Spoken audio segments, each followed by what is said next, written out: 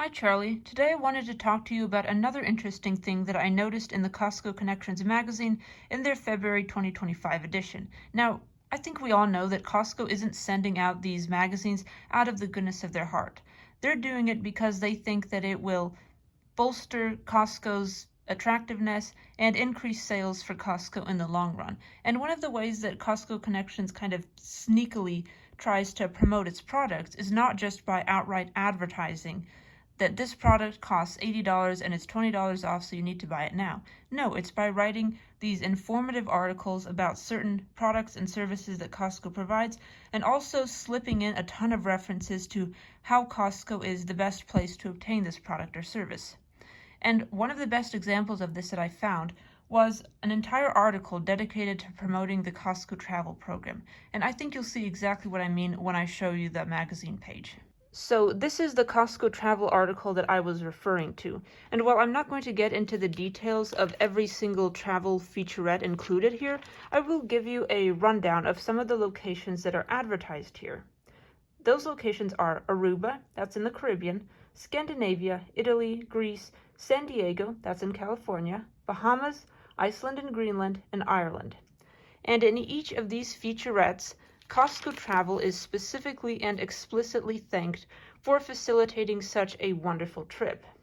And the trips are for special occasions such as honeymoons, 21st, 25th, 40th, and 50th anniversaries, a military retirement, and 45 years of friendship.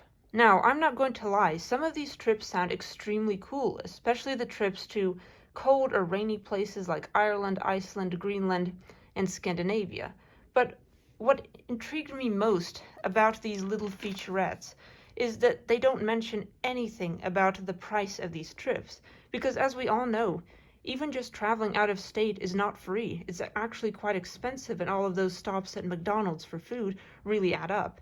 So upgrading that trip to a completely different country, one that's across the Atlantic or Pacific Ocean, massively increases the cost. But that's not what's mentioned here in this Costco Travel article. There's also no discussion of the financial situation of these couples, like what are their jobs, what are their net worths, what are their debt levels, because adding that kind of context would make it apparent that, oh yes, this particular couple can afford this trip because they're wealthy retirees with $10 million in stocks and bonds that they can live on comfortably for the rest of their lives. But there's no mention of that context. And the actual purpose of including this article is not just because Costco wants everyone to have a wonderful time traveling, or that they want you to celebrate anniversaries in style and commemorate your relationships with a special friend or spouse. It's because they want to elicit a sense of FOMO.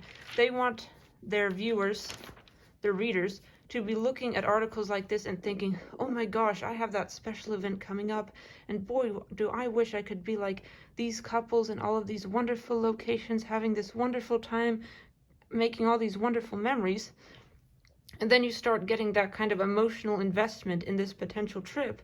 And when you finally get around to looking up the prices, because Costco Travel is not going to let you fly to, for instance, Aruba for free, you already have that emotional investment in the trip.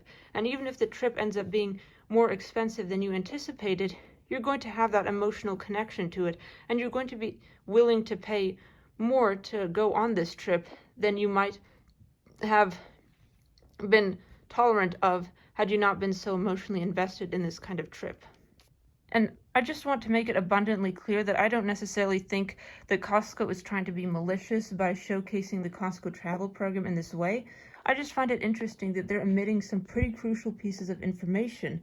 For instance, the price of these travel packages, the price that all these couples spent on the entire trip, not just the hotel and airfare, but also all the restaurants they visited, all the attractions they took part in. So I just think that this article is missing that crucial piece of context, and I don't think that's by accident at all. I think that's just to elicit more FOMO and make you emotionally attached to the idea of going on this kind of trip so that you're more tolerant of a higher price point, even if you can't necessarily afford it in your current financial situation. So anyway, Charlie, thank you for listening to my little spiel about the Costco travel advertisement, and see you later for another video. Bye!